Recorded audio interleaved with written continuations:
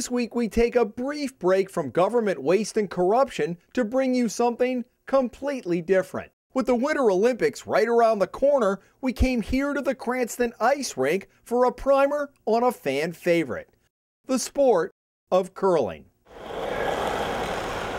It is a polite sport for the most part, but that doesn't mean there isn't a lot of yelling. Way back! Come on! The ice isn't level. And plotting. I liked the strategy behind it. Kathy Brady helped found the Ocean State Curling Club 5 years ago after watching lifelong curlers in action on a vacation to Quebec. It's a lot of thinking and it's chess on ice, so I liked the strategy, but I also liked that you got exercise. That you do. And after spending a couple of nights here, you'll find it's more like aerobic chess on ice.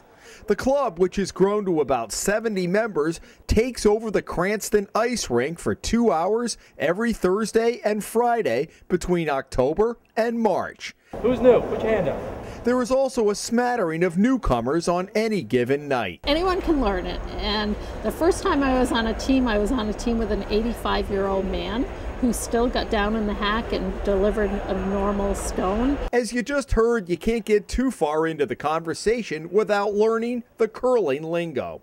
So here we go. The heavy round thing that takes center stage in a match is called a stone or a rock. It's made of granite and weighs 42 pounds. In Canada, curlers enjoy rinks made solely for them. But here they have to share the ice and usually follow hockey practice.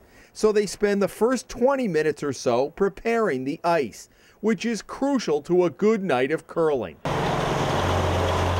The Zamboni does the initial clearing, then a pebbler waters the ice to create the surface the rock will slide on. Then somebody who knows his way around a blowtorch heats the rubber hack, which is embedded in the ice and is used to push off when launching a rock. First order of business is to get the rocks, which are stored in wooden crates adjacent to the rink, out on the ice and cooling. Teams have 4 members each that include the skip, which is the captain, and a vice skip, plus 2 sweepers. Good curling guy. Every match begins with a handshake before the players settle in. And it's not unusual to compliment the opposition on a good shot. It's very genteel, and you start by shaking your teammate and your opponent's hands, and you end by shaking as well. There's no trash talking. There is no trash talking.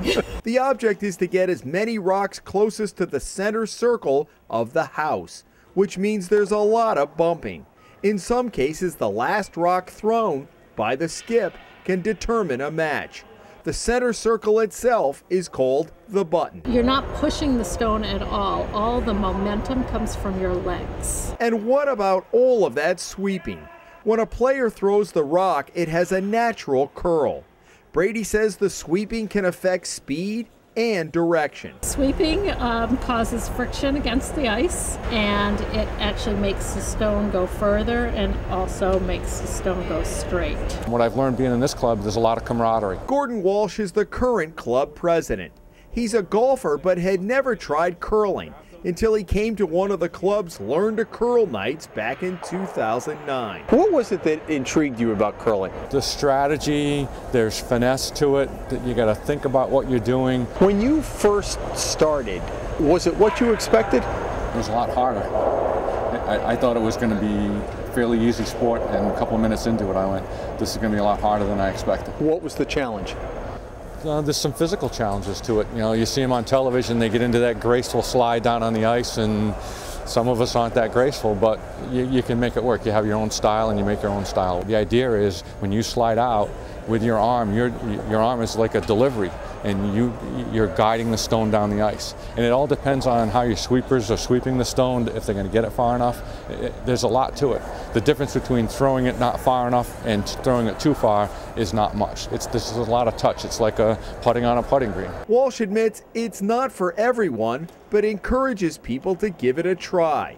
And he expects increased interest locally when the Olympics get underway. When I walked in, I said I want to play. At my age, I'm still making new friends. In Cranston, Jim Hummel for the Hummel Report.